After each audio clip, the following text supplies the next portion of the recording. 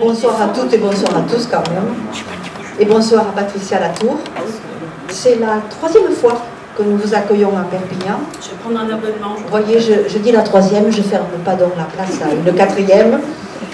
Et l'année dernière, c'était à la Maison de la Catalanité pour la Journée des droits des femmes, où vous nous parliez d'Alexandra Kollontai. Alexandra Kollontai, révolutionnaire russe, première femme, assis-toi, ministre au monde, première ambassadrice aussi. Ce soir, permettez-moi de vous présenter à celles et ceux qui n'étaient pas là, ou à la fête du TC, ou à la Maison de la Catalanité. Vous êtes écrivaine, journaliste, rédactrice en chef du journal Le Manifeste et cofondatrice de la maison d'édition Le Temps des Cerises, bien connue de beaucoup d'entre nous. Nous ne sommes pas très éloignés de la Journée des droits des femmes. Et les femmes, vous nous en parlez, Patricia, dans plusieurs de vos ouvrages. Femmes et citoyennes, 101 poèmes sur les femmes, le 36 des femmes, et à l'occasion du centenaire de la Révolution d'octobre, vous avez publié sous le titre « Le féminisme, la révolution, l'amour, la liberté », tout un programme, un choix de texte justement d'Alexandra Kollontai. C'est ce qu'a oublié de me mettre Tonkatis. Pour souligner l'étendue de vos pôles d'intérêt, je dirais que vous êtes aussi l'auteur, l'autrice, d'autres ouvrages. L'autrice, c'est un mot intéressant, c'est une aparté. Il existait déjà. C'est un mot qui existe depuis le Moyen-Âge. Déjà, oui. Et on a retiré des grammaires françaises parce que quand même, ça faisait... On considérait que vraiment les femmes ne devaient pas être écrivains au XVIIe siècle. Et curieusement, on a du mal à le réintroduire. C'est-à-dire que l'auteur, ça ne peut pas être du français. Parce que et puis si on parle parisien, c'est S ou RIS. Auteur, autrice ou auteuse. À la limite. Auteuse, ça fait un peu bizarre. Mais autrice, le mot existait assez longtemps. Et donc je trouve que ça serait pas mal de le réhabiliter. Parce que, après tout, c'est le féminin d'auteur. Et puis auteur, les Parisiens disent auteur. Oui. Ils bouffent le donc. C'est les Québécois, ça commence. Donc évidemment, peut-être qu'elles sont moins attachées aux règles. Donc on retiendra l'autrice, puisque ça s'installe dans le temps. D'autres ouvrages, La Révolution en chantant, De l'esclavage à la liberté, L'heure de Victor Hugo et Le français en liberté, ouvrage qui a peut-être boosté les immortels, on peut rêver, pour qu'en début de mois, ils nous fassent l'aumône, je dis bien l'aumône, de quelques métiers au féminin. Alors, ils existaient déjà. Pour travailler avec eux. Boulangère, poissonnière, tout ça, ça existait déjà. Hein. Mais ambassadrice, préfète, non, c'était Madame II. Donc, dans le même registre, la langue française, vous tenez avec votre mari, le poète Francis Combes, une chronique hebdomadaire dans le quotidien L'Humanité. Alors tous les titres que je viens de vous citer, sauf Alexandra Kollontai, sont sur la table de lecture.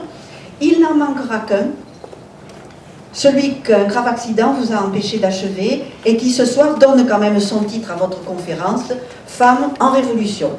Et je ne serais pas une des responsables de l'association Femmes Solidaires si je ne rappelais que l'ami Engels disait déjà au XIXe siècle que le niveau de civilisation se juge à la place qu'occupent les femmes dans la société.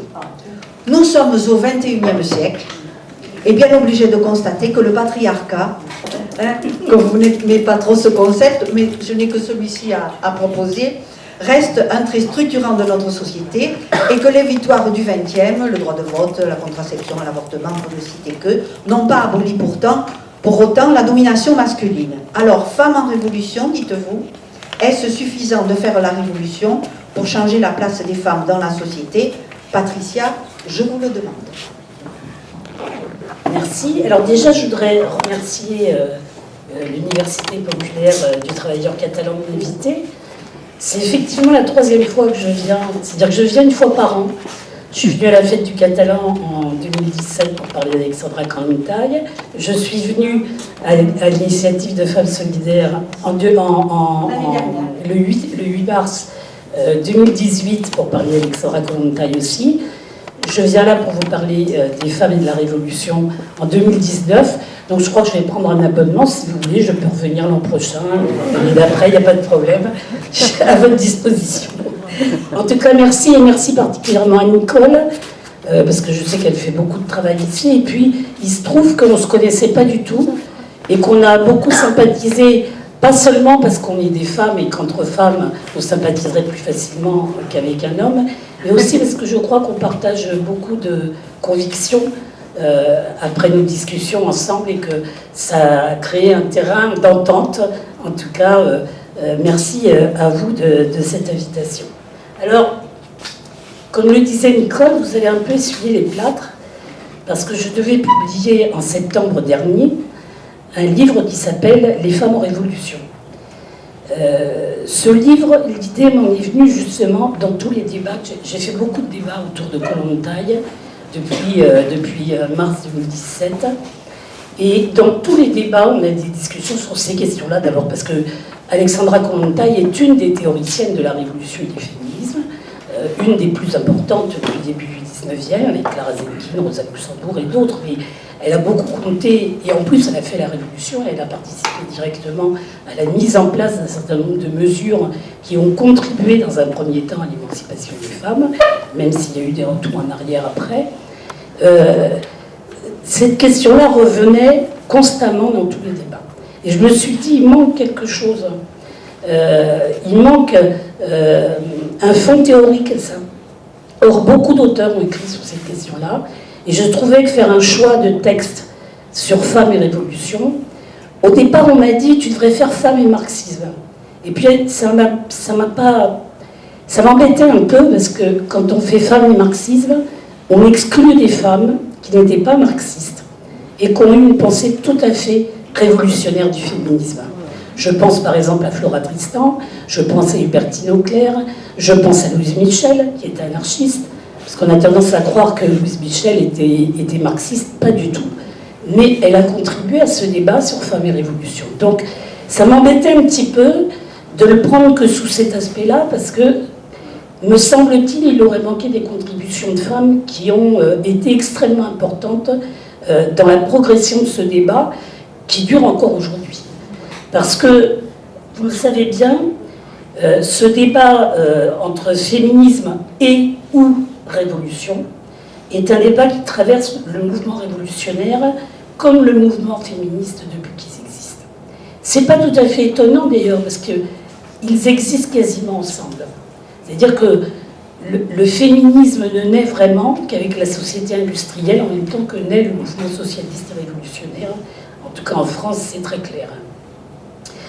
Il y a un débat donc forcément puisqu'ils se construisent presque pas les mêmes années exactement, mais au moment où se créent les mouvements révolutionnaires, on pense à la place de la femme, et on ne peut pas faire autrement.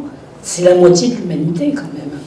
Donc, est-ce qu'on peut faire la révolution sans la moitié de l'humanité? Si on considère que les femmes font partie de l'humanité. Ce qui semble être le cas de la plupart des révolutionnaires du 18e, du 19e, du 20e et heureusement du 21e siècle. Donc c'est un peu... le féminisme prend ses sources dans la Révolution française, c'est-à-dire la période révolutionnaire produit cette idée que les femmes ont toute leur place dans la société. Donc je ne vais pas m'apesantir dessus parce que Olympe de Gouges et Théroigne de Méricourt ne sont pas des révolutionnaires, enfin des révolutionnaires ouvrières, en tout cas, c'est un peu compliqué leur position, mais quand même, elle marque le début d'une prise de conscience qui va aller en progressant, bien sûr, dès le début du 19e. Et au début du 19e, la figure très marquante du féminisme révolutionnaire, c'est Flora Tristan. Ce que je regrette, c'est que cette femme, elle soit parfois un peu oubliée dans les histoires qu'on raconte sur les femmes. Elle a eu, je pense, un rôle extrêmement important. D'abord parce que son objectif, c'est de libérer les ouvriers et de libérer les femmes. Et comme elle a ces deux objectifs-là, eh bien, elle finit par les imbriquer l'un dans l'autre et de n'en faire qu'une lutte pour la libération de l'humanité. Alors c'est le socialisme utopique, elle n'a pas lu Marx. Elle meurt en 1844, donc le manifeste de Marx n'est pas paru, mais c'est une femme qui pense la relation à la révolution, à l'organisation ouvrière et aux femmes. Et en ce sens, elle joue un rôle tout à fait important dans le débat féministe On va l'oublier pendant de nombreuses années et elle va ressurgir régulièrement, parce que régulièrement on fera appel à un certain nombre de ces textes, les pérégrinations d'une paria, l'Union ouvrière, etc. Puisque vous savez, Flora Tristan est morte quasiment d'épuisement après le tour de France qu'elle a fait, parce qu'elle pensait que dans les usines, il fallait créer des syndicats ouvriers. C'est la première, et c'est une femme. Elle appelait ça l'Union ouvrière, elle n'a pas gagné, elle a eu des partisans, il y a eu des embryons de création de syndicats, ça n'a pas marché à ce moment-là, on sait que les syndicats naissent en France beaucoup plus tard dans le siècle. Mais elle a quand même réfléchi à ces questions-là. Et alors, elle a deux phrases que je voudrais vous citer, qu'on attribue à Marx ou à Engels, et qui sont de Flora Tristan, même si Marx et Engels les ont bien sûr écrites aussi. Et eux connaissaient Flora Tristan, elle ne connaissait pas Marx et Engels, mais eux la connaissaient et la citent dans un certain nombre de leurs textes. Elle dit « L'affranchissement des travailleurs sera l'œuvre des travailleurs eux-mêmes ». Je pense que vous avez déjà dû entendre cette phrase, qui est une phrase qu'on attribue à Marx et que Marx a d'ailleurs tout à fait dit. Et la deuxième phrase, c'est l'homme le plus opprimé peut opprimer un être qui est sa femme. Elle est le prolétaire du prolétaire même. Et Engels a écrit « La femme est le prolétaire de l'homme ». Engels n'a pas copié sur Flora Tristan, c'est pas ça que je dis. Mais la première, elle a senti ces choses-là, vraiment. Dans une lettre d'ailleurs à Victor Considérant, elle dit « Songez mon ami que j'ai presque tout le monde contre moi. Les hommes, parce que je demande l'émancipation de la femme, et les propriétaires, parce que je demande celle de l'ouvrier. » Donc, elle est un peu à la croisée des chemins entre la critique sociale, la critique des mœurs, et le socialisme et le féminisme sont les deux courants qui vont naître chez elle d'un sentiment commun. Alors le mot féministe n'existe pas vraiment au moment où Flora Tristan écrit. Il apparaît dans les années 1830 et au départ il désigne la présence de caractère féminin chez des hommes ou chez des femmes. Donc c'est un terme plutôt médical et il n'a pas du tout le sens de celui qu'on va lui donner dans les années qui suivent. C'est le socialiste Louis Fourier qui lui-même a beaucoup écrit sur l'émancipation des femmes. Et Flora Tristan était très proche de Louis Fourier, qui l'emploie en 1837, mais le mot ne connaît pas vraiment de succès. Il sera repris à la fin du siècle par la féministe socialiste Hubertine Auclair, mais on l'utilisera surtout au début du XXe siècle. Donc, je parle de féminisme parce que c'est plus pratique pour notre discussion de ce soir, mais sachez que le mot trouve son acceptation au début du siècle dernier. Pas au 19e, il n'est pas tellement employé, on dit les suffragistes, les suffragettes, mais les féministes, c'est pas un terme que les féministes elles-mêmes emploient. Je dirais que c'est pas un hasard si la revendication féministe apparaît vraiment en même temps que l'industrialisation à laquelle de plus en plus de femmes prennent part. Et si Flora Tristan peut écrire sur les questions de la femme, c'est aussi parce qu'elle a très sérieusement étudié la classe ouvrière en Angleterre, qui est bien plus développée en France au début du 19e, et qu'elle a cette connaissance-là du mouvement ouvrier. Donc je dirais que c'est pas du tout indépendant. Vous savez, Michelet disait « l'ouvrière, mot impie, sordide, qu'aucune langue n'eut jamais ». C'est-à-dire que les femmes aussi entrent dans la production, les femmes aussi découvrent le travail, et du coup ça donne un certain nombre d'idées. Et puis au XIXe siècle, les femmes de la bourgeoisie qu'on gardait un peu enfermées, on les laisse sortir pour participer à des œuvres charitables, ce qui va les amener à sortir de chez elles et à se préoccuper d'un certain nombre de questions. Je tiens mal. Féminine. Donc, le féminisme va commencer à prendre appui à ce moment-là. Et on distingue, je vais aller très vite parce que sinon vous allez trouver que c'est très long, les trois vagues, on dit vagues, je ne sais pas si vague est le bon terme, en tout cas trois vagues du féminisme. La première vague qui démarre en gros à la moitié du 19e, avec notamment en France la proclamation du suffrage dit universel en 1848, et qui n'a d'universel que le nom, puisque seuls les hommes sont autorisés à voter. Donc ça va déclencher un mouvement féministe beaucoup plus fort que dans les années qui précèdent, sur la base de la revendication du droit de vote et d'être éligible électrice des femmes. Alors c'est déjà annoncé par Olympe de Gouges quand elle dit dans la Déclaration des droits de la femme et du citoyen en 1791, la femme a le droit de monter sur l'échafaud, elle doit avoir également celui de monter à la tribune. C'est-à-dire que ça va être la grande revendication du 19e, repris par Hubertine Auclair, Jeanne de Rouen. Il y a beaucoup de noms de femmes de cette époque qui vont se battre là-dessus, ce qu'on avait appelé les suffragettes, les suffragistes, certaines de manière assez violente, d'autres de manière beaucoup plus tranquille et mesurée, parce que ça a toujours été un problème dans le mouvement féministe, les femmes qui acceptent d'être des femmes, et que des femmes, et l'éternel féminin, qui malgré tout peuvent se battre pour des droits. C'est une constante, hein, ça existe encore aujourd'hui. Donc par exemple Hubertine Auclair qui dit « je n'ai pas de droit, donc je n'ai pas de charge, je ne vote pas, je ne paie pas ». Donc elle a refusé pendant plusieurs années de payer ses impôts, en disant « puisque je ne vote pas, j'ai aucune raison de payer mes impôts ». Le grand argument, c'est les idiots du village ont le droit de vote, donc on ne voit pas pourquoi les femmes ne l'auraient pas, elles aussi. Voilà. Donc ça va traverser ça et les droits juridiques des femmes, la revendication pour des droits égaux au plan juridique, ça va traverser tout le 19e siècle. C'est ce qu'on appelle la première vague du féminisme, et qui n'empêche pas que parallèlement, mais je reviendrai après, se développe aussi à la fin du 19e siècle un féminisme révolutionnaire, notamment avec le rôle que va jouer Clara Zetkin dans le mouvement international socialiste à l'époque et qui deviendra communiste après 1919. Et cette période-là est dominée parce que ces femmes-là, révolutionnaires, qui vont apparaître à la fin du siècle, vont appeler le féminisme bourgeois, parce qu'il est essentiellement porté par des femmes de la bourgeoisie. Le droit de vote n'est absolument pas une revendication du mouvement ouvrier, ni des femmes du mouvement ouvrier, ni des hommes. Et je vous dirai tout à l'heure ce qu'en pensait Clara Zetkin. Vous verrez que ça n'est pas tout à fait simple.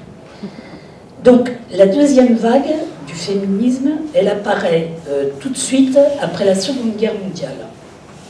Alors, elle concerne les droits reproductifs des femmes et l'égalité dans l'éducation et l'emploi.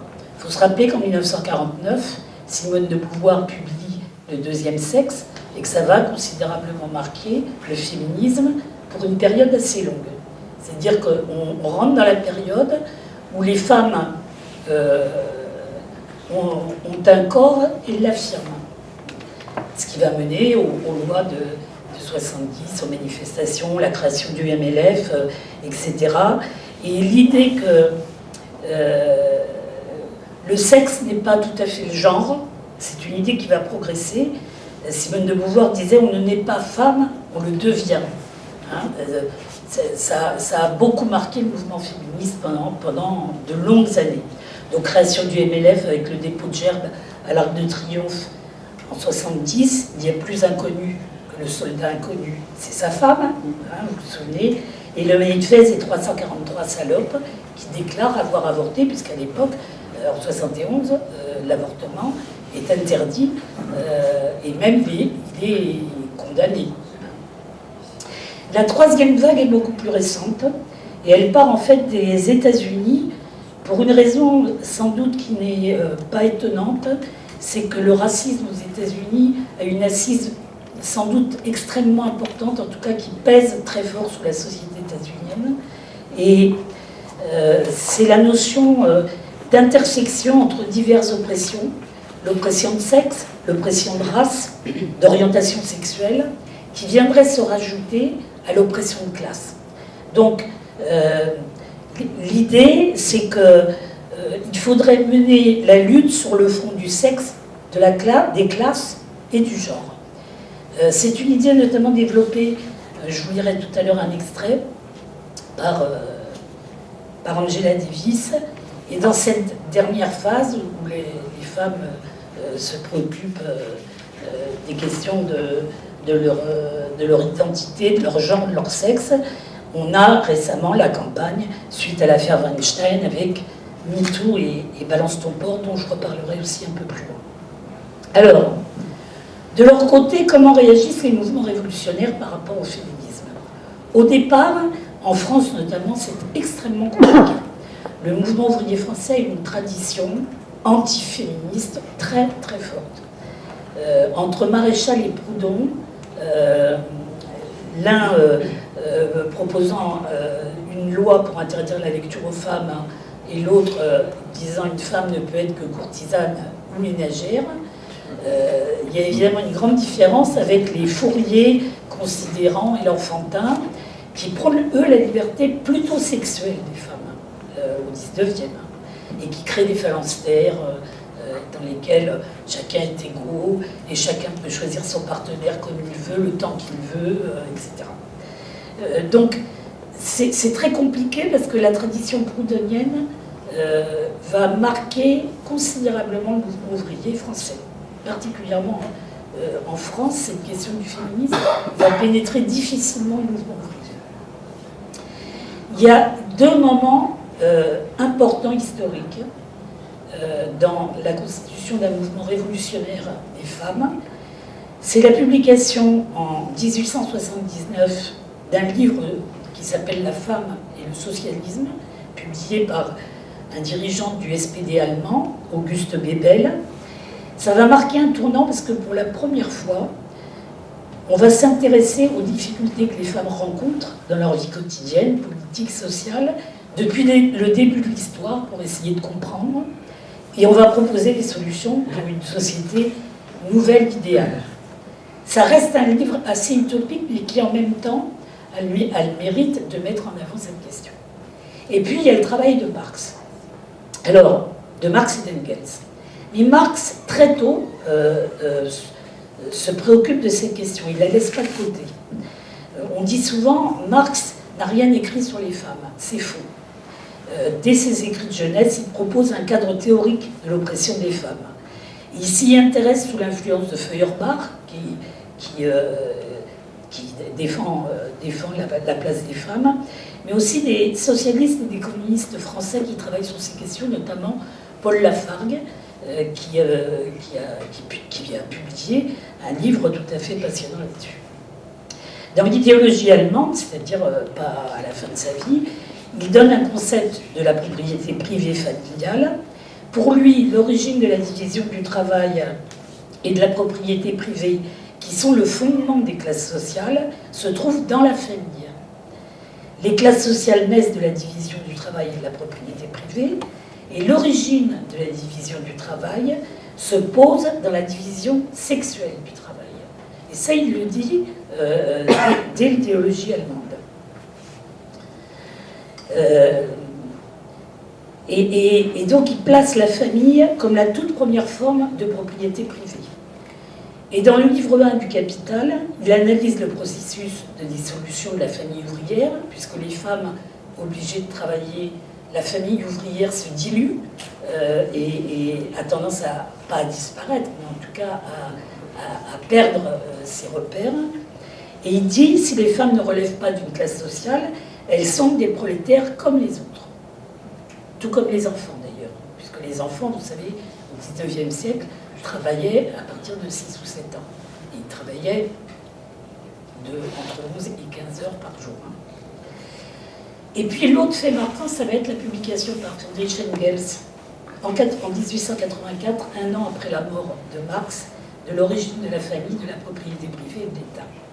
C'est un livre assez fondamental qui a été préparé par Marx d'ailleurs, puisque évidemment l'anthropologie en est à ses débuts à ce moment-là, et c'est une science qui passionne particulièrement Marx et Engels, parce que depuis toujours, ils tentent de comprendre l'origine de l'exploitation, de l'oppression, et donc les travaux d'un dénommé Morgan, et que Marx a étudié beaucoup et sur lequel il a pris beaucoup de notes, puis de Bachofen, que Engels étudiera de son côté, vont alimenter une réflexion sur l'origine des inégalités. Comment les inégalités sont nées, comment l'État est né, comment les sociétés, en se développant, ont produit l'oppression des femmes. Et l'oppression, l'exploitation de l'homme par l'homme, la naissance de l'État pour chapeauter tout ça et réduire les conflits de classe qui pouvaient se poser dans la société.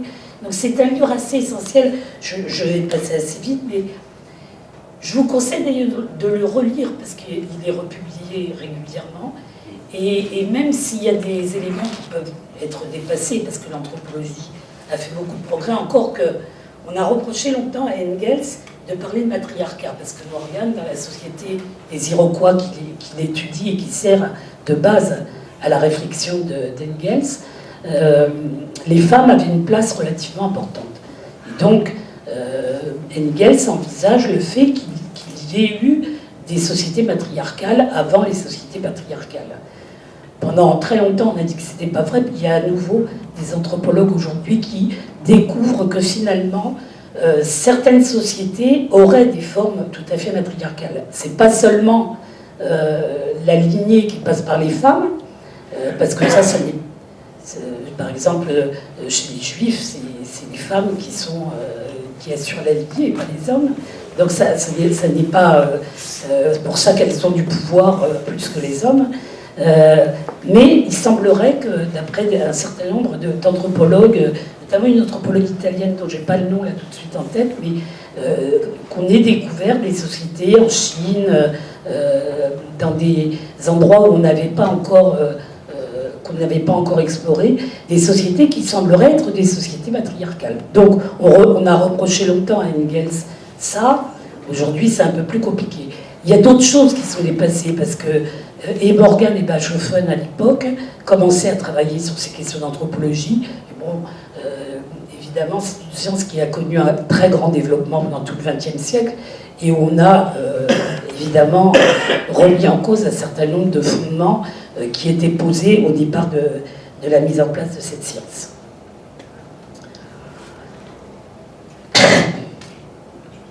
Donc, à la suite de Marx et d'Engels, d'autres révolutionnaires se sont intéressés évidemment à cette question de l'émancipation des femmes. Lénine, bien sûr, Lafargue, Clara Zetkin, Alexandra Kollontai, Rosa Luxembourg et beaucoup d'autres. Donc mon idée, c'est de mettre des textes de référence de toutes ces contributions dans le livre que je prépare. Alors, comment ont été prises en compte l'émancipation des femmes par les révolutionnaires? Même si les relations ont été très conflictuelles, un certain nombre de révolutionnaires se sont battus pour l'égalité. Au moment de la première internationale, ce qu'on appelait l'Alliance internationale des travailleurs, Eugène Varlin, par exemple, défend les questions d'émancipation, ce qui n'empêchera pas qu'au premier congrès, on votera l'interdiction des femmes de travailler. En France, ça a duré très longtemps, cette histoire. On considérait que les femmes étaient une concurrence directe des hommes dans le travail et qu'il fallait leur interdire de travailler dans les usines.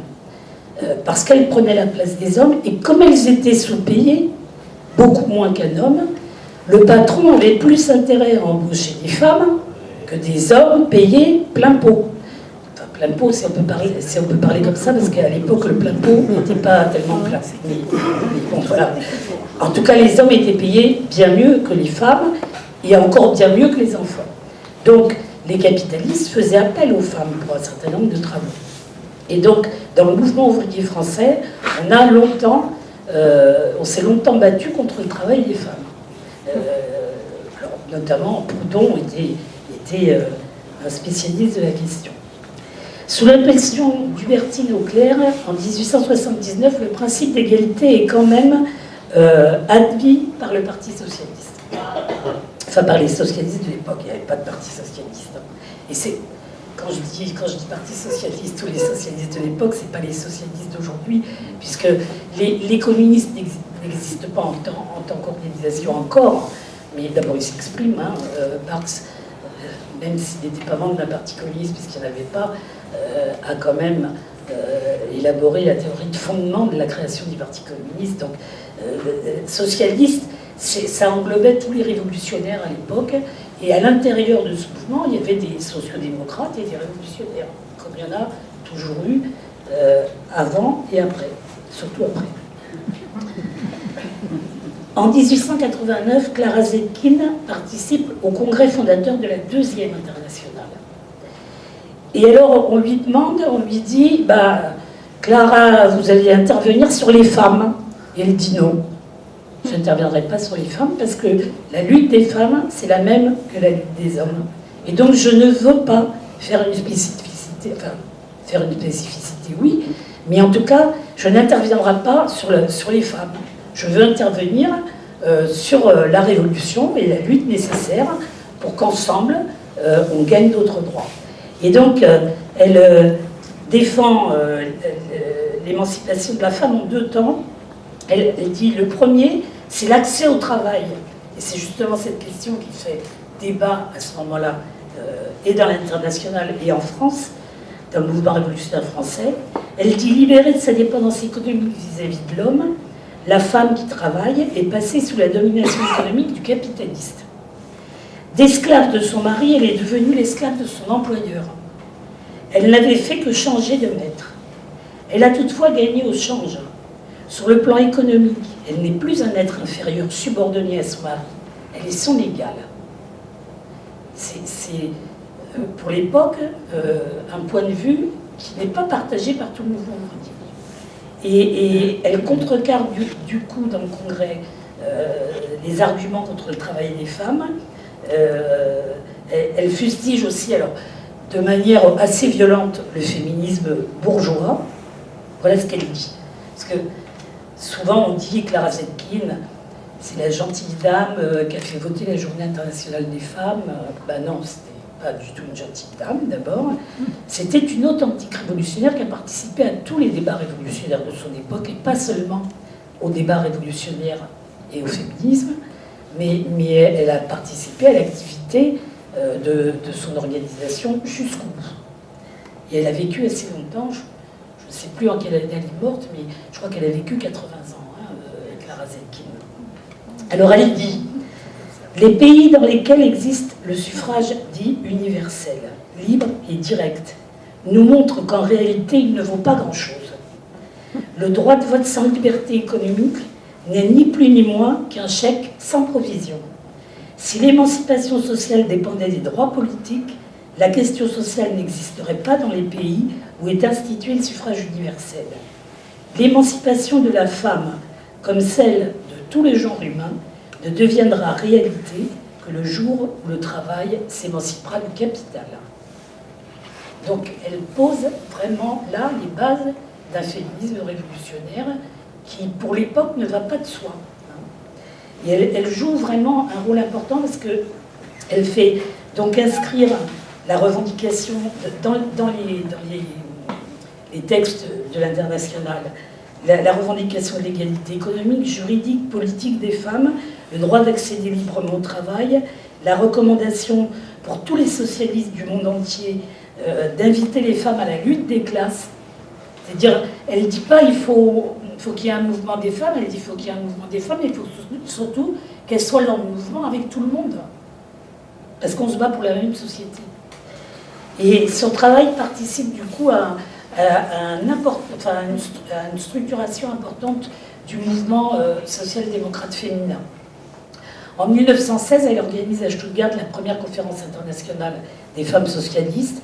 Donc socialiste, c'est pris dans l'acceptation parce que Clara Zetkin adhérera après 1919 à l'internationale communiste et sera communiste jusqu'à la fin de sa vie. Mais en 1907, il n'y a pas de parti communiste. Qui va côtoyer la deuxième internationale. Et c'est lors de la conférence de 1910 à Copenhague qu'elle propose avec la Russe Alexandra Kollontai la Journée internationale des femmes.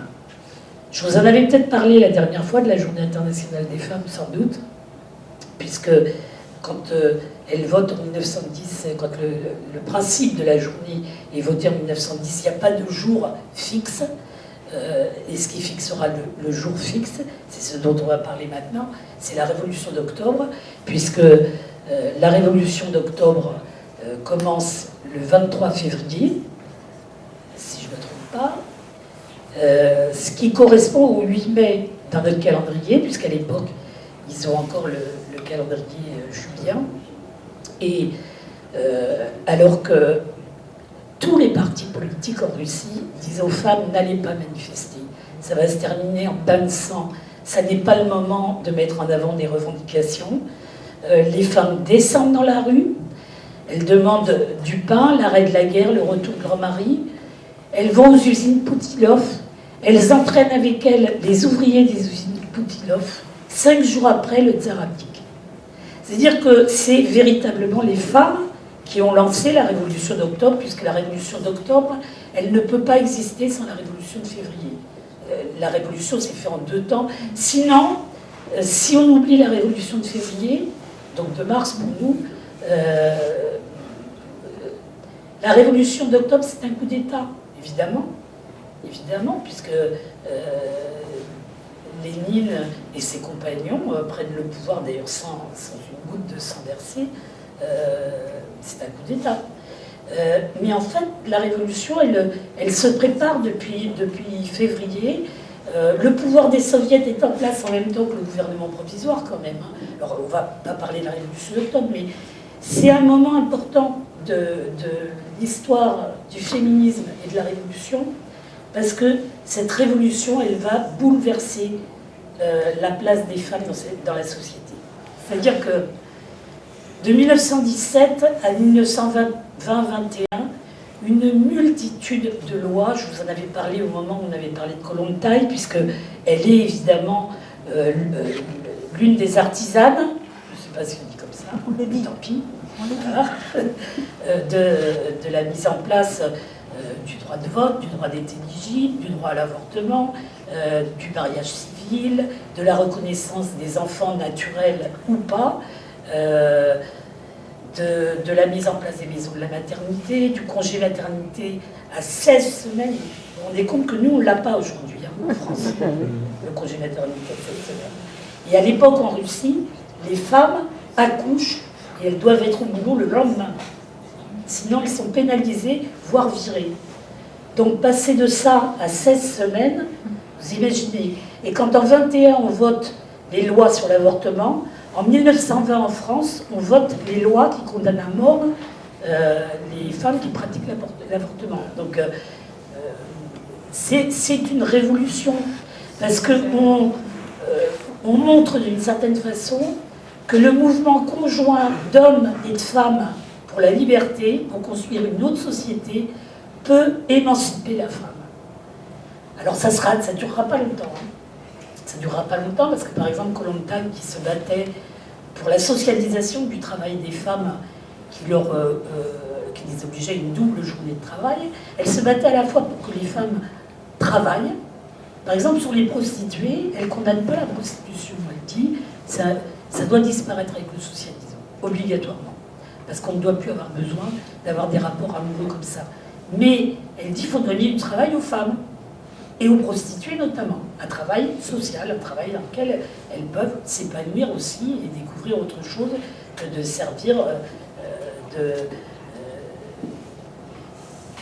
paillasson à quelques hommes pour quelques sous qu'elles donnent un sou en plus. Donc il y a une vraie révolution. Et Kollontai en est l'image, elle en est l'image depuis longtemps, parce qu'elle ne commence pas à écrire en 1917. Et bon, je ne vais pas m'apesantir sur Kollontai, j'en ai parlé ici 2 fois déjà, donc, mais ça va marquer vraiment une période de nouvelle, parce qu'au moment de la création de l'Internationale communiste en 1919, et de la création des partis communistes qui vont suivre, du Parti communiste français par exemple en 1920, en décembre 1920, vont intégrer cet aspect-là dans leur politique. Par exemple, le Parti communiste français, en 1921, c'est-à-dire il a quelques mois d'existence, il condamne les lois contre l'avortement qui ont été votées en France. Il les condamne et il l'écrit dans l'Humanité. En 1925, il présente des femmes aux élections municipales. Sur ces listes, il est le seul parti politique à le faire. Et elles seront élues. Alors évidemment, le Conseil d'État s'empressera d'invalider leur élection. Mais il a été jusqu'au bout. Au départ, en 1925, les socialistes, donc la SFIO, la section française de l'Internationale ouvrière, qui a fait la scission en 1920 avec la section française de l'Internationale communiste, qui deviendra le Parti communiste français quelques années plus tard, on va passer vite. La section française de l'Internationale ouvrière, l'ancêtre du Parti socialiste, va proposer aussi de présenter des femmes aux élections. Mais ils vont les retirer au dernier moment parce qu'ils ont trop peur de perdre des élus. Les communistes vont aller jusqu'au bout. Ils n'ont pas peur de perdre des élus, ils n'en ont pas. Donc certainement ça doit jouer. Mais surtout, ce message qu'on ne fera pas la révolution sur les femmes et qu'on ne changera pas la condition des femmes sans faire la révolution, mais qu'on a besoin des femmes pour faire la révolution, il est passé dans l'Internationale communiste. C'est pas simple, il y a des débats, mais il est passé, globalement. Et donc,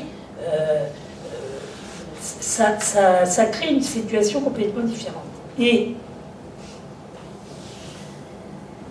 malheureusement, alors que la place des femmes commence à être prise réellement dans les appareils révolutionnaires, ça ne va pas durer pour plusieurs raisons. D'abord parce que ce que demandait Alexandra Kollontai est l'hymne de socialisation du travail domestique des femmes.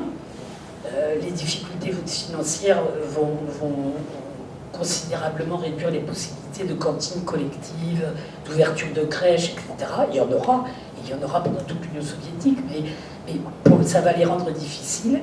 Et puis Staline, qui va être confronté à un vrai problème de démographie. La révolution, la révolution d'octobre, le premier jour de la révolution d'octobre, il n'y a pas eu une goutte de sang, il y en a eu quelques-unes après. Et donc, il y a un vrai problème démographique. Et Staline va passer joyeusement sur les droits des femmes. Joyeusement, je ne sais peut-être pas, mais en tout cas, tout va être remis en cause. L'avortement est remis en cause en 1936, on glorifie la famille, on interdit quasiment les divorces, même si on ne les interdit pas vraiment, mais il faut passer devant tellement de commissions que c'est quasi impossible de divorcer. Et tout ça va conduire les partis communistes frères, comme on disait à l'époque, à adopter une politique d'émancipation de la femme en nette régression. Je relisais dans le train l'introduction de Jeannette Vermersch au livre qui est paru en 1950 qui s'appelait Les femmes et le communisme, qui était préfacé par Jeannette Vermersch. Il y avait une introduction de Jean Fréville. Alors l'introduction de Jean Fréville, elle est assez intéressante, elle revient sur l'histoire. Encore que quand il arrive à Staline, il a toutes les qualités, mais c'est l'époque. Mais alors celle de Jeannette Vermersch, elle ne parle pas des femmes dans son introduction, ce qui est quand même pour le moins curieux, quoi. Elle parle de la situation générale, des attaques dont sont victimes des victimes de l'Union soviétique, du grand apport de Marx, Engels, Lénine, Staline. Enfin, c'est assez étonnant. Et malheureusement, ça va durer assez longtemps, ce qui fait que dans les années 70, quand le mouvement féministe va réapparaître, il ne trouvera pas dans les partis politiques révolutionnaires traditionnellement une véritable écoute. Même, c'est des fois pire que ça. Moi, je me souviens, je ne sais pas en quelle année c'était exactement, mais j'étais secrétaire de mon cercle de la jeunesse communiste à Aubervilliers. Dans un lycée de 700 lycéens, on avait 100 adhérents à la JCA. Donc c'était pas un petit peu, hein, on était un peu présents. Et je militais au MLAC parallèlement parce que je trouvais qu'il fallait se battre pour l'avortement. C'était pas toujours simple parce que mes camarades me disaient le MLAC quand même, c'est un pays de filles. On allait avorter, vous savez, en Hollande ou en Angleterre, on emmenait les filles en car, enfin bref. Et un jour, je lis dans l'Humain une interview de Marie-Paul Vaillant-Couturier qui explique que les Allemands lui ont retiré la possibilité d'être femme et que c'est un scandale d'être pour l'avortement, les femmes sont faites pour avoir des enfants. J'ai failli rendre ma carte, parce que franchement, on était en 70, quoi. On se demande, enfin on se battait pour avoir le droit de prendre la pilule, pour avoir le droit de se faire avorter, pour ne pas avoir des enfants quand on ne les désirait pas. Bon, ça a été un peu un coup dur pour un certain nombre de militants à l'époque. Mais le Parti communiste est malheureusement resté sur des positions de ce type trop longtemps. Ce qui explique peut-être les revirements d'aujourd'hui. C'est-à-dire que, vous savez, on a souvent ce mouvement de balancier. Quand on a été sur des positions trop dures, ben on revient sur des positions tellement molles qu'on ne sait plus où on en est. Et je trouve que par rapport au féminisme, moi c'est ce qui m'a conduit aussi à écrire ce livre. On a un vrai problème aujourd'hui. Alors on va y venir et je vais conclure là-dessus. Aujourd'hui on parle beaucoup des femmes. Alors on dit que leurs paroles se libèrent, très bien. L'émergence des mouvements MeToo et Balance ton port pose la question du harcèlement comme jamais, et c'est juste. Il est juste que cette question vienne dans le débat politique. On ne peut pas admettre des comportements qui écrasent les femmes, qui les humilient, qui les rabaissent, qui leur disent « vous êtes inférieur à moi, je suis plus fort que vous ». Ça n'est pas admissible. Ce qui est extraordinaire, c'est que ça fait des lustres que les féministes se battent pour que le viol soit reconnu comme un crime, qu'on reconnaisse le harcèlement, que dalle. Et d'un seul coup, un mouvement démarre d'une étincelle, parce que c'est pas la première fois qu'une femme se fait violer. Mais l'affaire Weinstein a vraiment fait péter une affaire qui couvait depuis tellement longtemps que ça explose. Alors les femmes se libèrent, ça cause dans tous les sens, et sans doute c'est bien qu'elles sortent de cette honte et de cette humiliation dans laquelle on a trop voulu les enfermer. Les responsables de viol, il y a quelques années, on disait si elle n'avait pas mis une mini-jupe, si elle n'avait pas eu un décolleté, voilà, qu'on ne puisse plus dire ça, c'est bien. En même temps, ça nous bénit. Moi, ça me pose quelques petits problèmes. D'abord parce que je n'ai pas de porc à balancer. Avant, quand il y avait un viol ou une agression sexuelle, on analysait, on pouvait condamner l'homme responsable ou la femme d'ailleurs, en fonction, on disait, manque de culture, d'éducation, de la capacité de certains à réfréner leur pulsion sexuelle, et on se disait que on pouvait trouver peut-être des solutions pour que ce soit moins le cas. Aujourd'hui, c'est pas ça qu'on dit. On dit que les hommes par nature seraient des porcs, des cochons, voire des prédateurs. Et moi, je trouve que ça va trop loin. C'est-à-dire que je ne crois pas qu'on fera la révolution contre les hommes, même si la société patriarcale pèse très lourd encore aujourd'hui, et il faut se battre contre les effets qu'elle produit sur les mentalités des hommes et des femmes. Parce qu'il faut quand même bien mesurer qu'un certain nombre de femmes jouent aussi ce jeu-là. Alors il faudrait les dénoncer au moindre attouchement, au moindre regard suspect. Moi je ne suis pas d'accord avec le texte qui est paru dans Le Monde, là, signé par Catherine Deneuve, mais elles ont un peu raison. Comment on va faire pour s'aimer si on ne peut plus se regarder, des fois mordre le trait, et le seul problème c'est qu'il faut se retirer quand on sent que l'autre s'émiette. Mais ça risque de prendre des proportions qui vont nuire. Enfin écoutez, déjà moi il y a un truc qui me gêne, c'est tous ces sites, comment ça s'appelle, de rencontres, je n'ai pas le nom en tête. Tinder. Ouais, mythique. Non, voilà, mythique. Enfin écoutez, si on ne peut pas se rencontrer autrement que comme ça, c'est un vrai problème. Alors c'est devenu un phénomène de société. Maintenant on se rencontre sur mythique. Bon. Moi, je crois que notre société risque de devenir malade de ça. Vous savez qu'au Japon, les jeunes prennent des cours de caresses parce qu'ils ne veulent pas qu'on les touche et qu'ils sont horrifiés à l'idée qu'une fille puisse les caresser. Donc, ils prennent des cours pour que petit à petit, on les habitue à la caresse parce qu'ils sont tellement branchés sur leurs écrans toute la journée qu'ils tombent amoureux de ces femmes héros, superwoman, je sais pas quoi, de leur dessin animé. Mais c'est pas de la blague, hein, moi. J'ai lu ça dans un journal tout à fait sérieux, qu'ils ne peuvent plus avoir de contact du tout. Donc, il faut faire attention. Moi, je suis pour qu'on se batte sur ces questions. On ne peut pas laisser faire, et en même temps, il ne faut pas tomber dans l'excès inverse de puritanisme, parce qu'on n'améliorera pas les choses. Donc ça, c'est mon point de vue. Et puis, ça a un autre défaut, c'est qu'on fait passer les femmes pour des victimes. Ce n'est pas des femmes qui se battent, les pauvres, les malheureuses.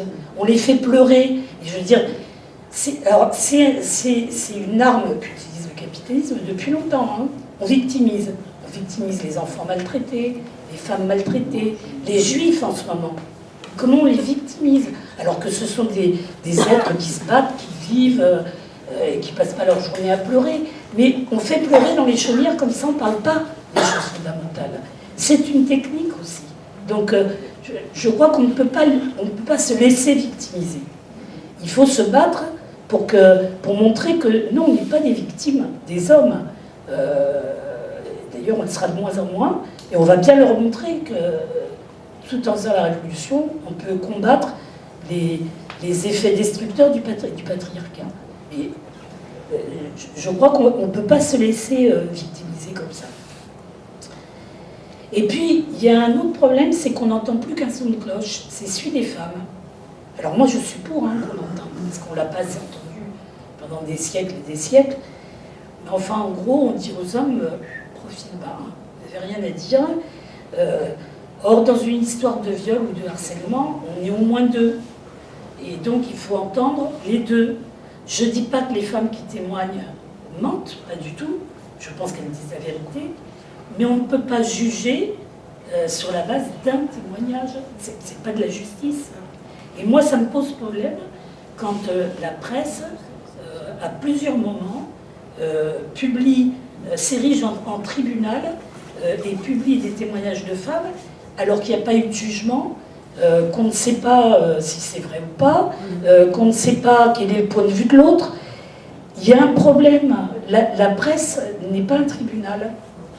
Et les femmes peuvent parler, mais les hommes aussi. Donc il faut... la présomption d'innocence, c'est un droit des uns, des unes et des autres. Donc moi, c'est aussi ça qui me gêne dans ce qui passe en ce moment. Alors que faire, comme aurait dit le camarade Lénine.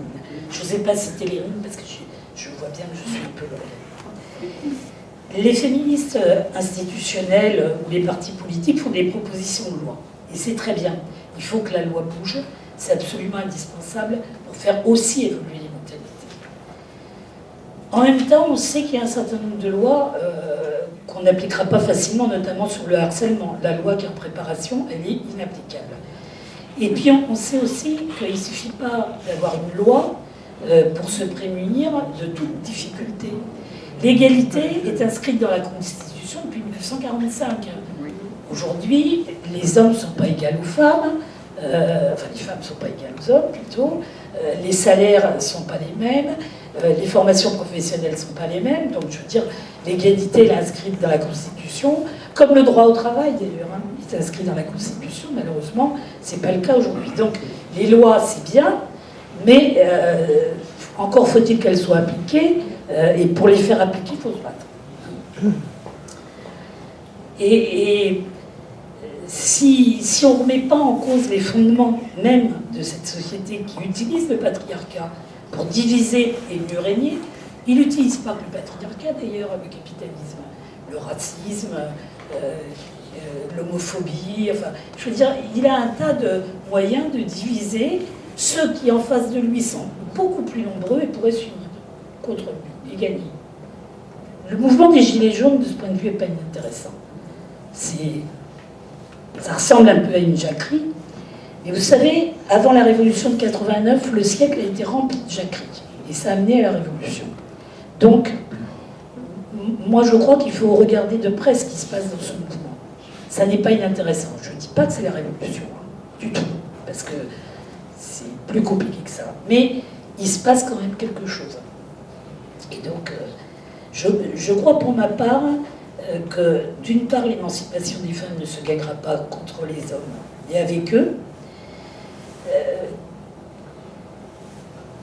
Il ne suffit pas de mettre le patriarcat à toutes les lignes de ces tracts, ce que je reprocherais à un certain nombre de féministes aujourd'hui, pour mener une vraie lutte contre le patriarcat et lui trouver sa place.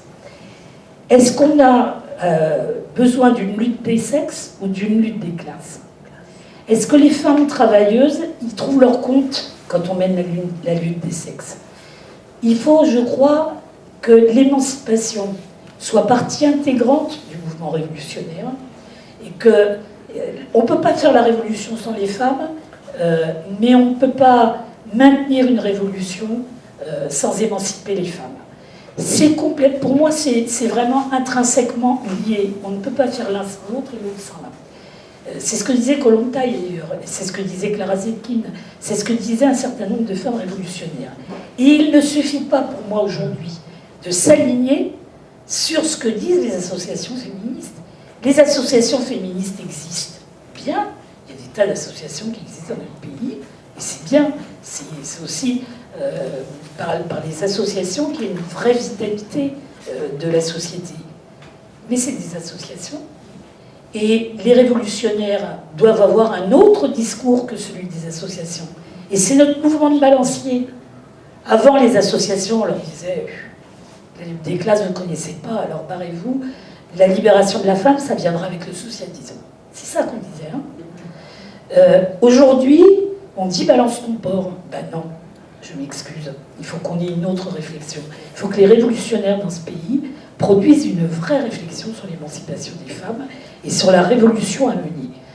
Ce qui n'empêchera pas qu'on ait des rapports avec les associations féministes, comme ça a toujours été le cas avec toutes les associations, il n'y a pas de problème de ce point de vue. Mais on sent qu'il y a un manque d'ailleurs, il n'y a plus de théoriciennes réellement du féminisme révolutionnaire. Dans l'UBA, il y a un certain nombre d'articles qui sont intéressants, qui paraissent... Je relisais Françoise Vergès, elle dit des choses intéressantes sur comment imbriquer classe, genre, sexe pour faire la révolution. C'est-à-dire que la révolution revient à l'ordre du jour dans le mouvement féministe et pas chez les révolutionnaires. Il y a un problème là, hein, quand même. Enfin, moi, je trouve qu'il y a un problème. Donc, je vais finir là-dessus. Je crois que l'émancipation des femmes, elle ne peut pas se conquérir sans renverser le capitalisme. C'est évident. Si on ne renverse pas le système, on n'émancipera pas les femmes. On améliorera la situation, on l'améliore d'ailleurs. Enfin, vous voyez la différence entre le patriarcat romain, où le père avait droit de vie et de mort sur sa femme, et aujourd'hui le patriarcat, c'est pas tout à fait pareil quand même. Donc ça a évolué, parce qu'il y a eu des luttes de femmes, d'hommes, que les lois ont progressé et tout, mais ça ne suffit pas. Fondamentalement, ça ne libérera pas les femmes, parce que le système de patriarcat, il est maintenu et utilisé par le capitalisme pour appuyer son maintien. Il a besoin de ça. Il en a impérativement besoin. Et en même temps, la révolution ne peut pas aboutir sans l'émancipation des femmes. En URSS, il y a eu un début d'émancipation des femmes. Il y a eu un mouvement très fort. Quand on a cassé le socialisme, on a cassé la démocratie. Et d'une certaine façon, on a renfermé à nouveau les femmes dans un rôle de mère, même si on leur a ouvert tous les métiers, même si on a ouvert des tas de crèches. Et c'est à mettre au compte de ce qui a été un extraordinaire développement. Mais sur le fond, on n'a pas résolu le problème parce qu'on n'a pas intégré la libération des femmes comme un des éléments de progression de la révolution. Et c'est pas le seul élément, hein, je vous l'accorde, mais c'est un des éléments importants. Donc, voilà, je ne vais pas être plus longue parce que déjà je crois que j'étais un peu longue, mais pour moi, il n'y a pas de révolution sans le féminisme, mais la révolution ne pourra pas marcher sans les femmes. Et sans leur émancipation. Voilà.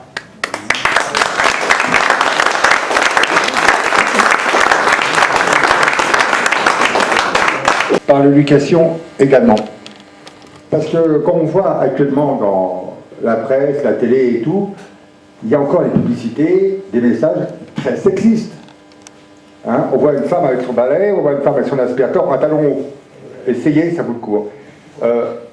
C'est là qu'il faut essayer de changer les choses. C'est par l'éducation. J'interviens dans les collèges et lycées pour une association qui est le MRAP. Et à chaque fois, puisqu'on parle de discrimination et sexisme et tout, à chaque fois, je dis aux élèves que le respect, c'est également ça. Alors, dans ces cas-là, j'ai fait une intervention là, mardi, et il me s'est adressé directement au mec, il me dit, écoutez, respectez les femmes. Une femme, si elle dit non, c'est non. Et je prends des exemples, si une fois tu as une femme qui ne te plaît pas, et qui te met la main au panier, qu'est-ce que tu vas faire? Ça ne va pas te plaire. Ben, elle, c'est pareil. Donc, il faut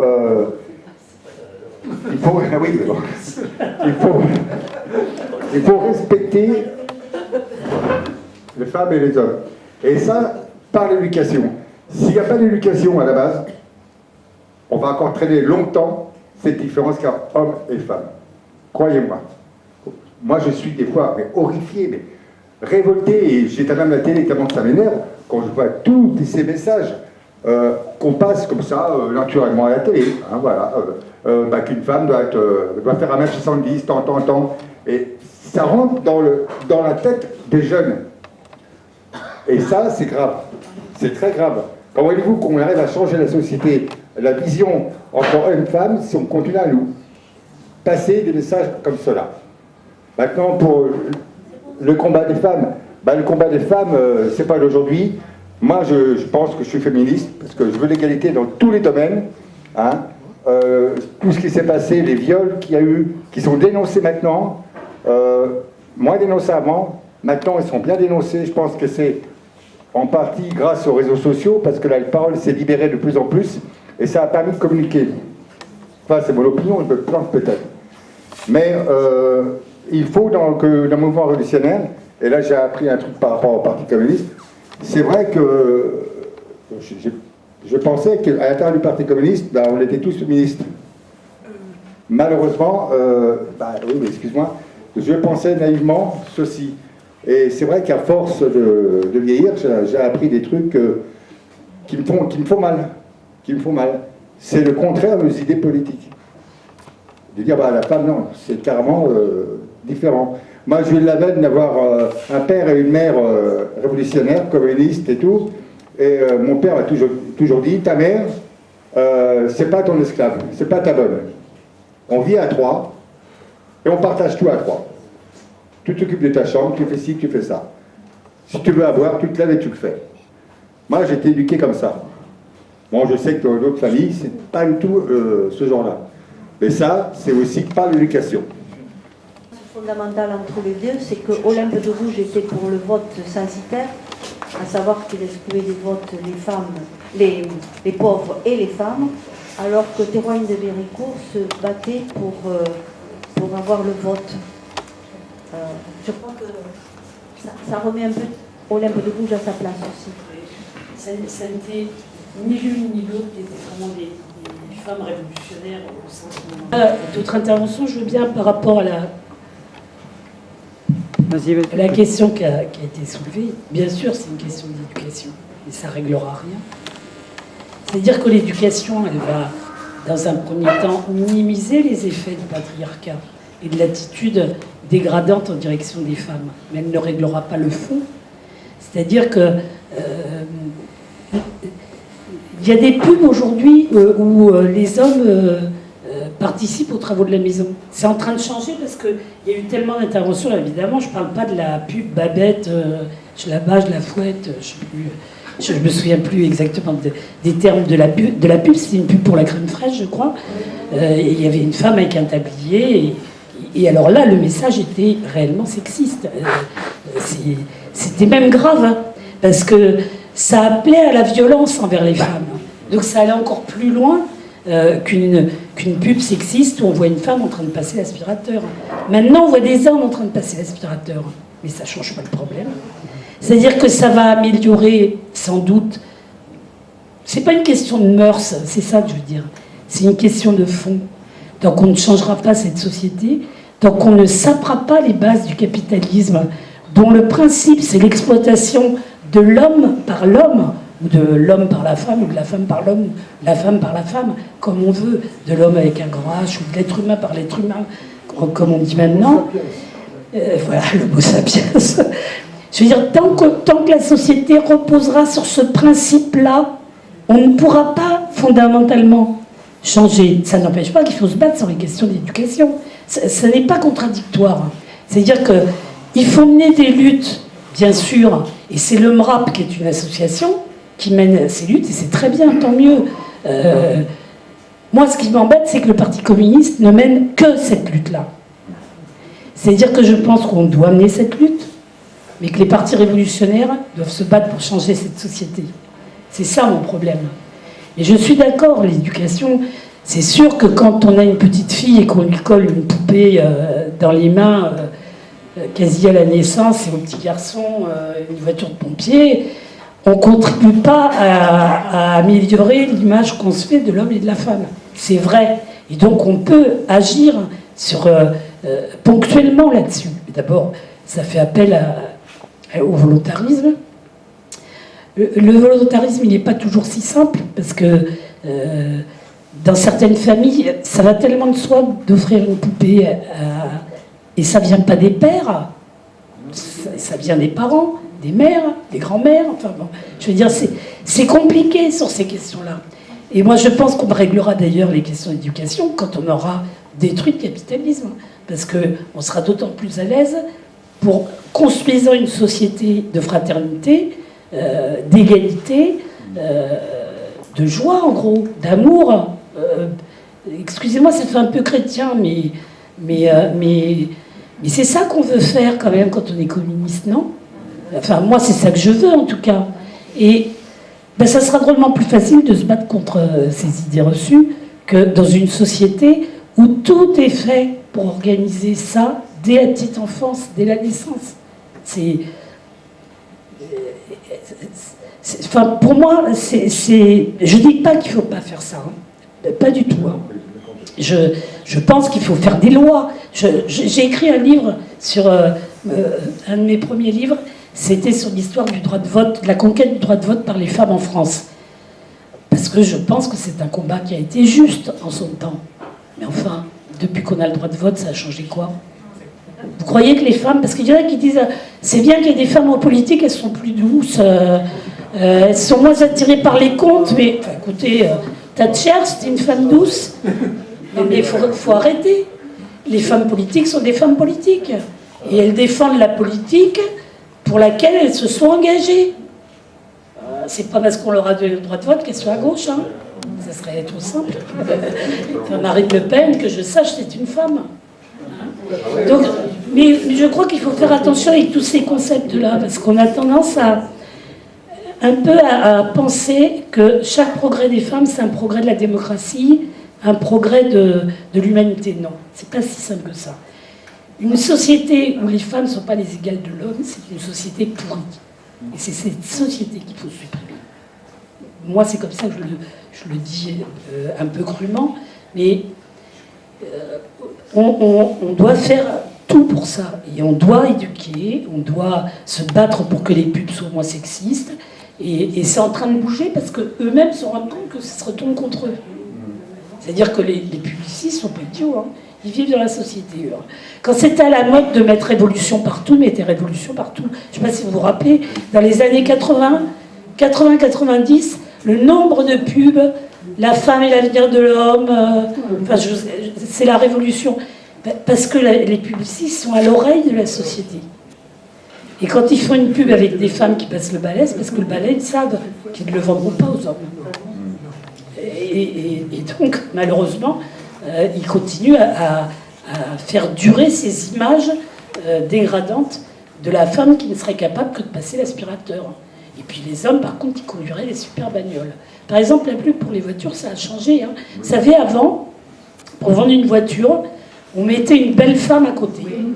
Au salon de l'auto, dans tous les stands où on voulait vendre des belles bagnoles, on prenait une pin-up Et on la mettait pas dans la voiture, hein, parce que les femmes, c'est pas fait pour conduire.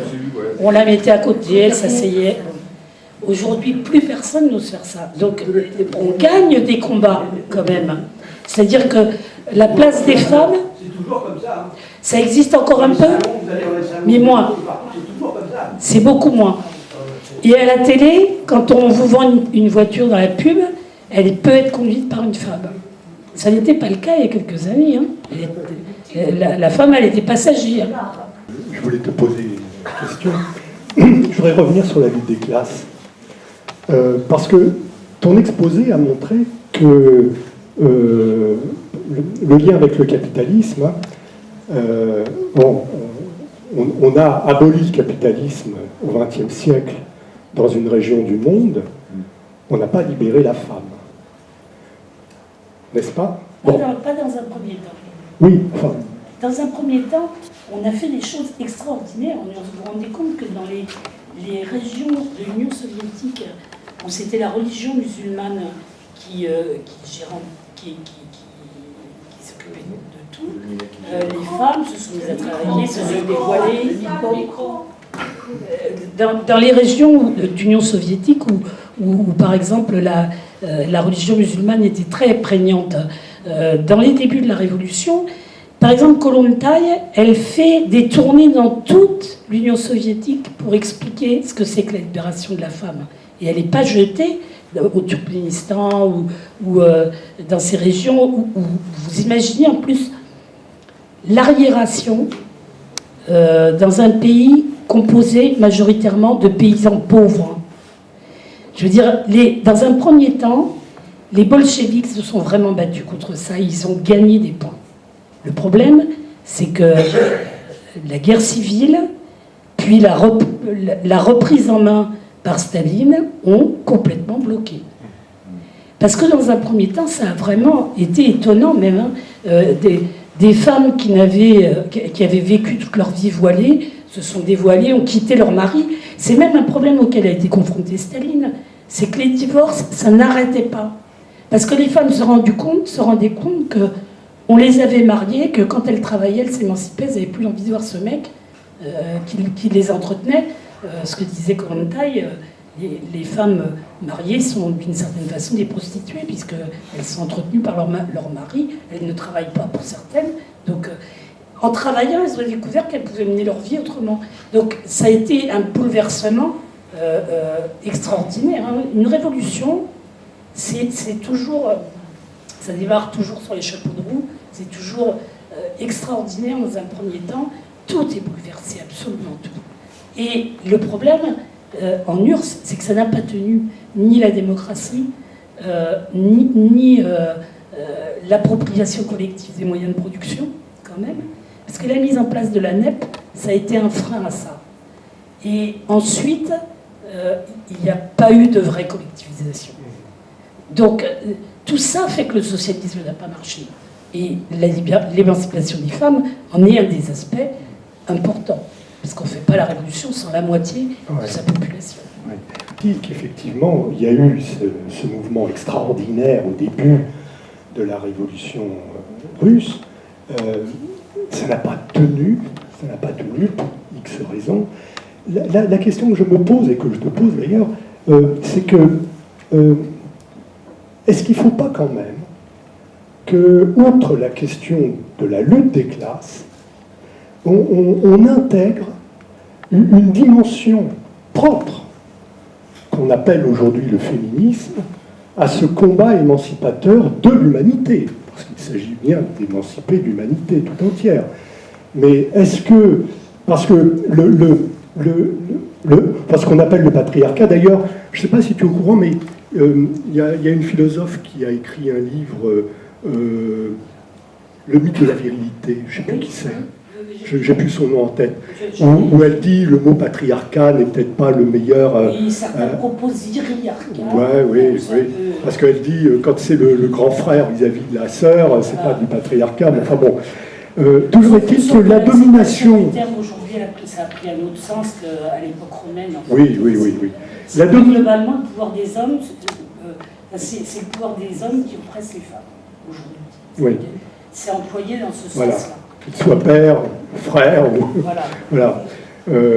Parce qu'il y a aussi tout le débat sur la fraternité. Enfin, t'en as pas parlé, Oui. mais bon. Je veux bien dire un mot là-dessus. Oui, oui, bah écoute, attends, je finis, je te rends la parole.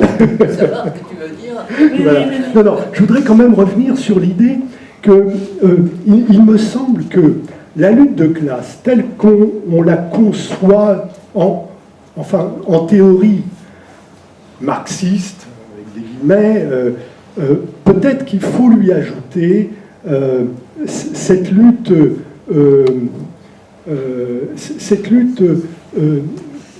pour, je dirais pas l'égalité, mais pour la reconnaissance de l'autre. Parce que la question des femmes, ça se pose aussi, par exemple, pour les homosexuels.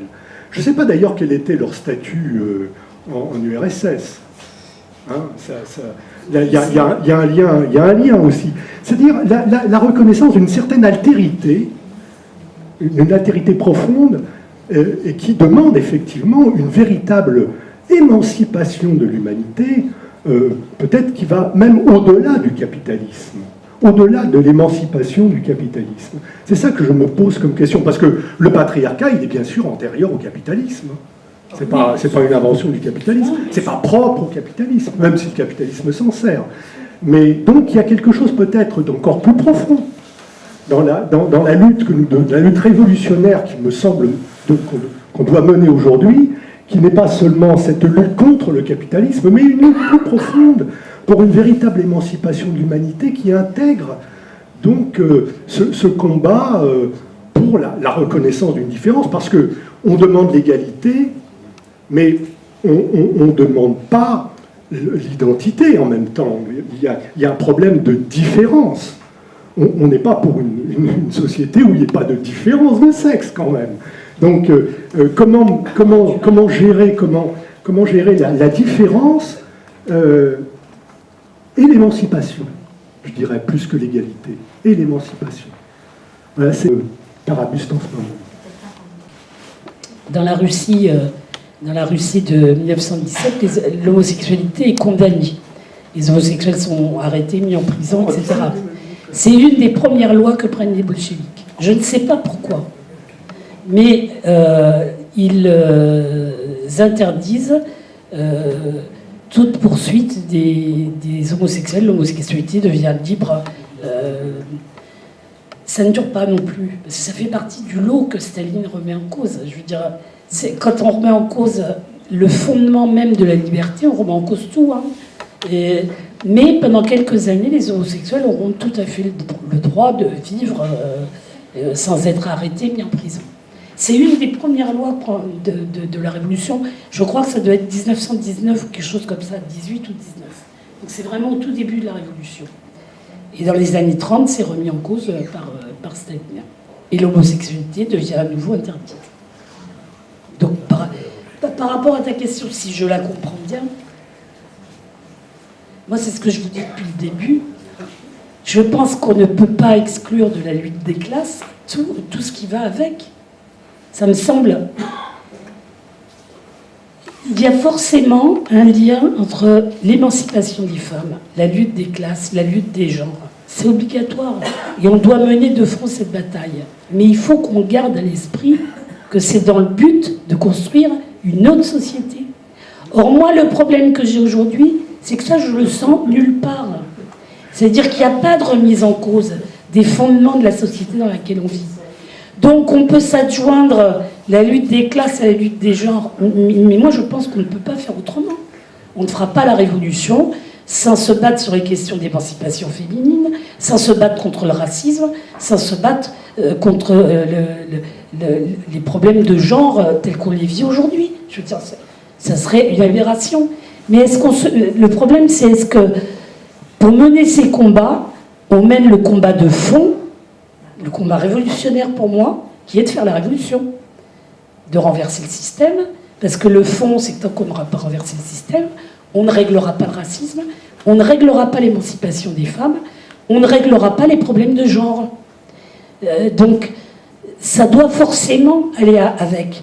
Sauf que la division essentielle de la société, c'est les classes. même si on doit amener de front tous les combats. C'est-à-dire que, pour moi, en tout cas, la division fondamentale, c'est la division en classes, et c'est la lutte des classes qui permettra la révolution. La lutte des classes, ça ne veut pas dire qu'on oublie tout ce qu'il y a à côté. Ça veut dire qu'au contraire, ça fait partie intrinsèque de la lutte. C'est inséparable pour moi. C'est inséparable. Ça va forcément avec. Avant et après. Parce que si on ne tient pas après, on arrive, on n'émancipe personne. C'est ce qui s'est passé pour moi en Union soviétique, où dans un premier temps, on a bouillonné d'idées pour offrir aux femmes une vraie place dans la société. Enfin, vous imaginez, du jour au lendemain, mettre en place des cantines publiques, gratuites, bien sûr, pour que les femmes ne fassent plus la cuisine, des blanchisseries pour qu'elles ne lavent plus le linge, des crèches pour qu'elles n'aient pas le poids des petits-enfants. Enfin, la maternité, l'éducation des enfants devient une affaire d'État. Et pas parce qu'on veut formater les enfants, parce que certains ont dit, bah oui, ils cassent la famille. Non, ils ne voulaient pas casser la famille.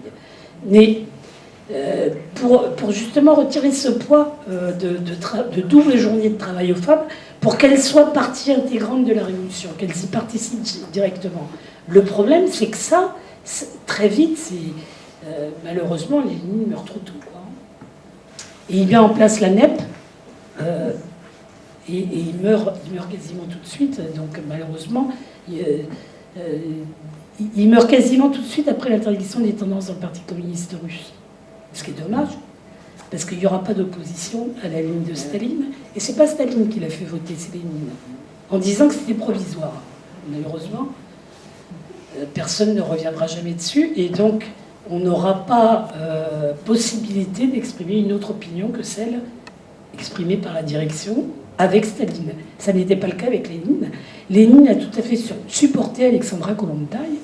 Même il allait la chercher à la fin des réunions, il la prenait bras dessous pour bien montrer que le fait qu'il ne soit pas d'accord sur une question qui était fondamentale quand même, la mise en place de la NEP, la démocratie dans le parti, c'était pas tout à fait rien, hein, ce que défendait Kollontai par rapport à Lénine. Mais Lénine considérait que ça faisait partie des débats et que, bon, ils n'étaient pas d'accord. Ça, après, c'était plus dur. Je pense qu'en réglant le problème du capitalisme, on réglera le problème, une grande partie du problème des femmes. Par contre, ce que je trouve que dans les démonstrations n'est pas fait, et je regrette, quand vous dites l'opposition homme, moi je pense que le capital se nourrit aussi de la division du monde du travail, des hommes entre eux, etc., etc. Il divise avec la classe des classes. Et la femme est un terrain profitable, il se régale. La femme, il s'en sert. Alors, il y a un mot que je vais utiliser, il n'est pas utilisé non plus, je ne sais pas s'il est à la mode ou pas à la mode, c'est le mot sous-prolétariat, qui était utilisé dans le monde du travail. Le capitalisme utilise tout ce qu'il peut pour rester. C'est pas... Et le racisme, l'humiliation des femmes, tout ça, ça fait partie d'un arsenal. Ça n'est pas les seules choses qu'il met en place, mais ça en fait partie. Il passe son temps à diviser. Vous vous rendez compte que ceux qui sont exploités sont quoi? Je ne sais pas combien de fois plus nombreux que les capitalistes. Donc, c'est comme au moment de l'esclavage. Les esclaves étaient 10 à 15 fois plus nombreux que les maîtres. Donc on les tenait, non seulement par la violence, mais par la division. On les divisait entre eux. Il y en a qui avaient des droits, d'autres qui n'en avaient pas, etc. Ben, c'est comme ça que ça marche. Quand on dit diviser pour régner, ça existe. Hein. C'est un dicton français qu'on connaît bien et qu'on vérifie souvent. Voilà, tout à l'heure. Bon, moi, je fais partie de parti. Et je fais partie de l'association Femmes Solidaires, 66. Et bon, ben on a encore un combat à mener, ça c'est l'évidence même. Et encore qu'en France, par rapport à d'autres pays sur la planète, bon, enfin, je crois que vous les connaissez tous. Moi, mes parents, je suis issue d'une famille, mon père a immigré en France venant d'Algérie en 1926.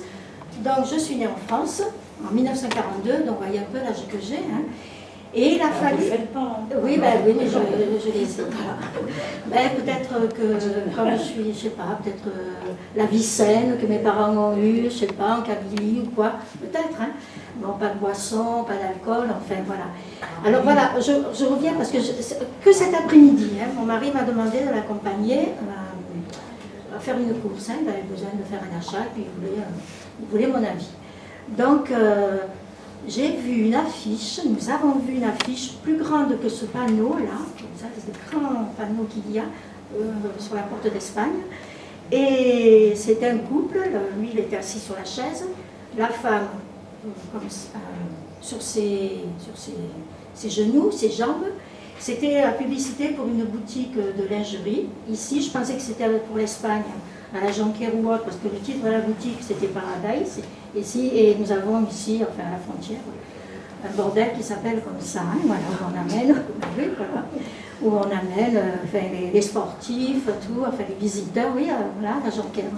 Enfin, je n'y suis jamais allée, hein, c'est ce que l'on m'a expliqué. Oui, j'ai vu, je sais, j'ai vu.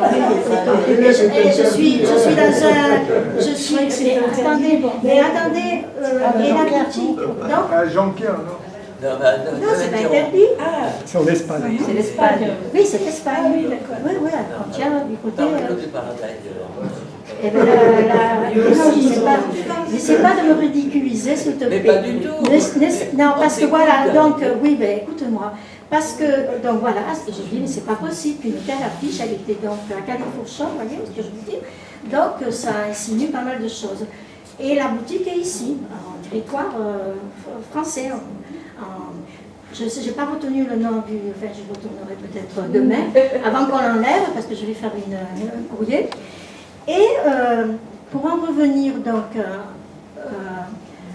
à ces luttes que nous menons sur tous les fronts, hein, le travail, enfin bref, la pauvreté, voilà, on sait que une femme seule, une famille monoparentale, bon, c'est la misère, hein, mais vraiment la misère, quoi. Mais je crois que certaines personnes n'ont même pas idée de ce que c'est. Alors ne parlons pas des autres familles qui arrivent, les migrants, enfin bon, c'est un autre problème. Bon, moi cet été, l'association Femmes Solidaires a mené une campagne, comme tous les étés, il y a un thème. Excusez-moi, j'ai des problèmes d'élocution parce que je prends des médicaments, hein, voilà. Donc tous les étés, alors cet été c'est respect, on va distribuer ça par exemple au bar, quand il y a l'électro-biche, c'est ça, au bar Caresse, bon, parce qu'on sait qu'il y a la poisson, tout ça.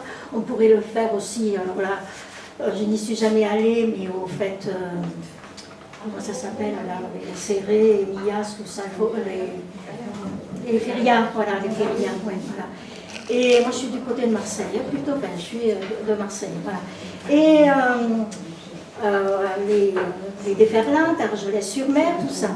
Donc, bon, quand on va à la fête du TC... À la fête du TC, alors? Comment? À la fête du TC? Non, parce que, bon, j'ai jamais eu de problème. Si, je distribue effectivement mes tracts à la fête du TC, mes badges, cet été c'est respect, si, voilà, on a tout ce qu'il faut. Hein. Tu viens nous voir un peu au sein de Femmes Solidaires. Tu verras, on est obligé. Donc cet été, il y a eu une campagne, l'été dernier, sur les cartes sexistes. Je crois que tout le monde... les connaît ces cartes. Hein. On les a tellement vues depuis très longtemps que je pense que, moi la première, je ne dis pas que ça ne me dérange pas, je n'achète pas, je ne les regarde pas, mais je passe sans les voir. Quoi. Donc nous avons fait cette campagne et un communiqué de presse, et on a balancé un communiqué de presse, et j'ai reçu un coup de téléphone d'une journaliste de l'Indépendant qui voulait donc une interview. Donc j'ai fait, bon, j'y suis allée, bon, je me suis débrouillée comme j'ai pu, mais enfin, j'étais assez armée pour pouvoir répondre à la journaliste. Et ma surprise, c'est que le lendemain, il y avait mon portrait dans le journal, mais on me reconnaissait bien, hein, et puis un article qui était très sympathique d'ailleurs. Hein, voilà. Mais alors j'ai eu droit à des ricanements de la part de ma famille, la famille de mon mari, on va dire, hein, parce que mon nom et mon prénom ont été cités. J'ai eu droit à des ricanements, mais c'est rigolo, mais c'est pas méchant, c'est si. Parce que la carte que j'ai donnée à la journaliste, qui représente le Roussillon, c'est la France. Il y a une grande flèche là, depuis les nordistes jusqu'en bas, le Roussillon, et la flèche, Ici, c'est le bonheur. Ici, c'est le bonheur. Il y a 3 nanas sur la plage, les fesses en l'air, quoi, enfin, les 3. Eh bien, j'ai eu droit à des ricanements, c'est-à-dire qu'on ne peut même plus... je n'ai pas parlé de viol, je n'ai pas... Enfin, on n'a pas... C'est une campagne, je pense... Et c'est interdit, parce que ce sont des cartes sexistes, donc normalement, c'est sous le coup de la loi. On ne devrait même plus en parler. Mais voilà, ça se vend, ça rigole, on envoie ses collègues de travail ici. Témoignage intéressant, mais c'est vrai qu'il y a encore des choses qui perdurent, qui entretiennent une image dégradante des femmes, ça c'est évident. Et je les vois bien, les cartes dont tu parles, il y a les mêmes dans toutes les régions. Hein. Oui. Et maintenant dans les stations de ski aussi. Hein, il y a longtemps dans les stations de ski. Oui, enfin, je sais pas, il y a longtemps que je n'y suis pas allée. Mais il faut se battre contre ça, c'est sûr, et c'est bien que les femmes françaises, qui est une vieille association féministe, se battent pour. Issues de la résistance, en 1947. Solidaire, pardon. Moi, je m'excuse, j'ai l'ancien nom dans la tête. Femmes solidaires. Ah, femmes solidaires. Non, mais je pensais Union des femmes françaises, excusez-moi. Je date un peu. Solidaire depuis dans les années 1990. Voilà. Mais c'est... Enfin, que Femmes Solidaires mènent des combats comme ça, c'est formidable. Moi, je trouve ça vraiment bien. C'est pas suffisant. Ça ne suffira pas, de toute façon. C'est clair qu'avec la Révolution, on interdirait l'impression de ces cartes postales. Ça serait plus simple. Non, je rigole.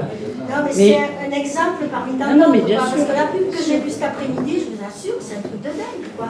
Et j'ai dit, ça existe encore, ça? Ben oui, ça existe encore, comme ça, dans le domaine public, quoi, ça existe. Et le fait qu'on se soit moqué de vous, ça fait aussi, malheureusement, partie des choses qui existent encore. Parce que l'aliénation, elle existe, même pour ceux qui croient la combattre. Hein. On ne vit pas à côté de la société, quoi. Hein. Je sais pas, il y a quelqu'un qui disait tout à l'heure, c'était vous, je crois, vous disiez, je pensais que dans le Parti communiste, tout le monde était communiste. Ben, c'est pas si facile que ça non plus. On vit dans une société, on n'est pas, complètement des surhommes quand on est membre du Parti communiste, quoi. C'est pas aussi facile que ça. On est aussi victime d'une éducation, d'un environnement. Alors normalement, le Parti communiste devrait bien sûr nous former à devenir autre chose, mais c'est pas du jour au lendemain qu'on résout ces problèmes-là. C'est difficile. On vit dans une société où tout est organisé comme ça, et le fait d'être communiste ne nous immunise pas de rien du tout.